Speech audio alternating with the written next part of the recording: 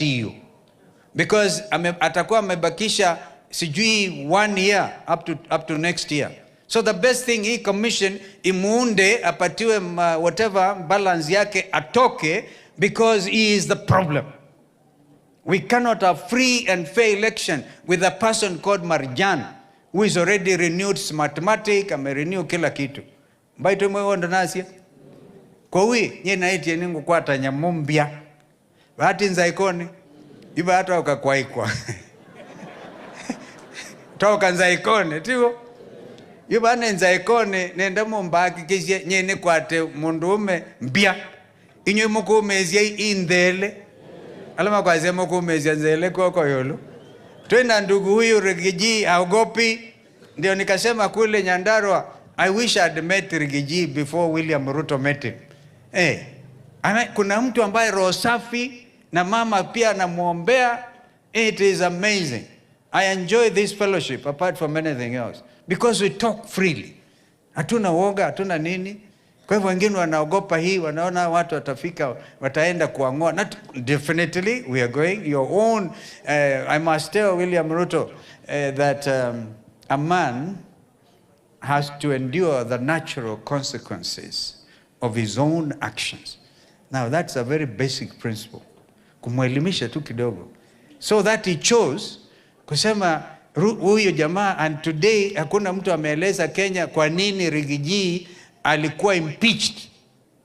There was no reason. Hakuna. Akamu-impeach. So he now must face up to the natural consequences of that action. Now, you ndio the very basic thing.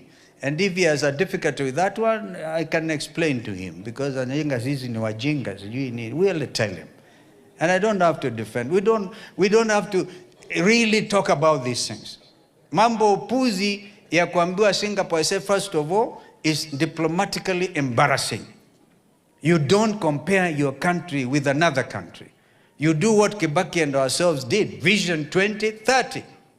African Union sema sasa continent nzima like Africa by 2063 must be different.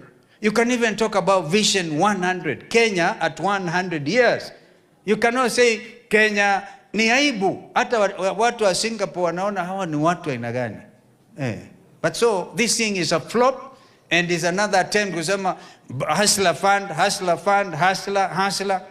Na hiyo hustler, mama moja Mkamba akakataa 14 billion. Ile ilikuwa inatengwa kando.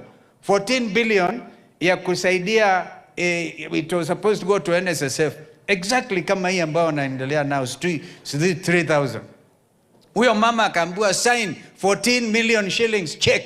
14 billion ya hustler fund. Na vile walikuwa wanajigamba na hustler. Already wamekula hizo. So we have business here, Your Grace the Bishop, to save the nation state of Kenya. And when we are doing that, we will be vigilant, we will be strong. So, I now must call my brother Eugene Wamalo akuje, ajiandae akuje. Lakini tumekubaliana hakuna attempt ya kuguza katiba as it is. Na nyinyi MCAs mtakuja muambiwe, we'll extend your term. Tuta extend term yenu MCA. Governors sijui kama yenu itakuwa extended. Sijui parliament term yenu iongezwe 7 years. Sijui nini. Na hii yote ni Ruto kukea Kalonzo. Na baeki iteka. Kaike nikuetu katiba. Hakuna tena. You cannot do that. You will not touch Constitution 2010 for amendment. Of course, we know the Constitution is like a living document. But we cannot. You cannot now, between now and next August. Uchaguzi wa August mwaka ujao, under the Constitution of Kenya, Constitution 2010, will and must take place. So hakuna mambo mengine. Nasikia masenata wengine, sijui miaka 7, miaka ngapi. Wangapi wanasema hatutakubali hiyo maneno? At least hiyo tujue wazi. Mujiandae, the country now must prepare for the next election. The country must prepare for the next election in August next year.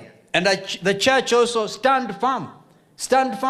like you are going to stand firm on refusing to regulate the church, you must also say, ulikula kiapo ya katiba, there's no referendum. Sijui my friend Mudavadi alisema referendum. There's no crisis in the boundaries delimitation. Hakuna crisis. So no reason whatsoever for Mudavadi to suggest, itakuwa namna hii. Uoga tena, uoga hakuna Kenya. Wakenya wamekataa mambo ya upuzi na uoga, and we must prepare this country for future generations. Wale tumeona the 5th generation, ya mzee Jonathan. We must prepare this country. My brother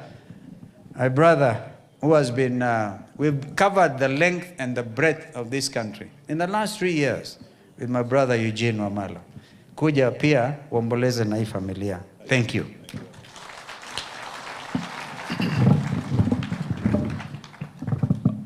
Thank you very much, His Excellency Dr. Stephen Kalonzo Musyoka, the 10th Vice President of our great Republic and the leader of the Wiper Patriotic Front, His Excellency Rigathi Gacahagua, the 2nd Deputy President of the Republic of Kenya, and there will be no other 2nd Deputy President in spite of the impeachment. He remains the 2nd Deputy President of our great Republic, with his dear wife, Pastor Dorcas, and Excellency Governor Wavinya, my friend, Senator Kavindu, our leader of our team in Parliament, Robert Mbui Mheshimiwa, na viongozi wote, Lordship, Bishop Norman Kingo, with your brother bishops who are here, and the entire House of Clergy, familia ya rafiki yangu Bishop Joel Nzomo, mama, na ombolezaji wenzangu.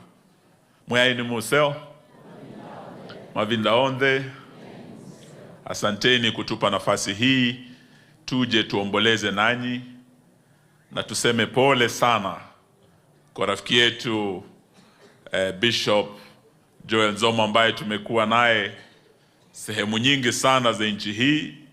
Kama kuna mtu ambaye amesimama sana na ndugu yetu Stephen Kalonzo Musyoka, ni huyu Bishop. Tumeenda mahali kadhaa na yeye, na amekuwa very steady in terms of leadership ya kusimama na ndugu yetu na kumshika kabisa. So tuliposikia umepoteza baba mzazi, tukasema lazima tuje sote as a united opposition kusimama nawe na familia yako. Nimeona mzee alikuwa amefikisha 1 or 2 years. Kufikisha a century is a blessing. Sio rahisi. Mimi babangu alizaliwa almost at the same time. Nimeangalia historia ya babako. Walikuwa watu wa rika moja, walizaliwa almost the same time. Lakini mzee wangu Senator Wamalwa hakufikisha 70, alienda mapema kidogo. The only other thing nimeona they had in common ni kwamba mzee wangu alipata watoto 22 na alikuwa na wamama 5. Mimi nimeona ninyi mko 21 ama 21. So naona walikuwa karibu, lakini kwa miaka, mimi babangu akiaga I was only 6 years old. Actually the person who raised me was my late brother Mike. Yeye alikuwa kama mzazi wetu. So I never got the time to know my father, to enjoy the way you and your siblings have to the 5th generation. So even though we are here to mourn, I think we are also here to celebrate maisha ya mzee. And that's why we came today. Na tumekuja wakati ambao amongst us Bishop Nzomo akiwa kiongozi wa kanisa, the Secretary General of the United Clergy Association. We have a lot of bishops who are here today. Na vile vile Pastor Dorcas pia akiwa kiongozi wa kanisa. Sisi kama United Opposition tumesikia sauti ya the United Clergy wakiongea hapa siku ya leo. Na msimamo ambao umechukua ya kwamba hii serikali ya Bwana Ruto isiingilie makanisa na isiwahi kudhulumu ile haki ya kuabudu ambayo kwa miaka hii yote haijakuwa interfered with by any administration. This is going to be the first administration kuingilia makanisa. So we stand with you as the united opposition in saying, Bwana Ruto, the freedom of worship is one of the most sacred freedoms in our constitution.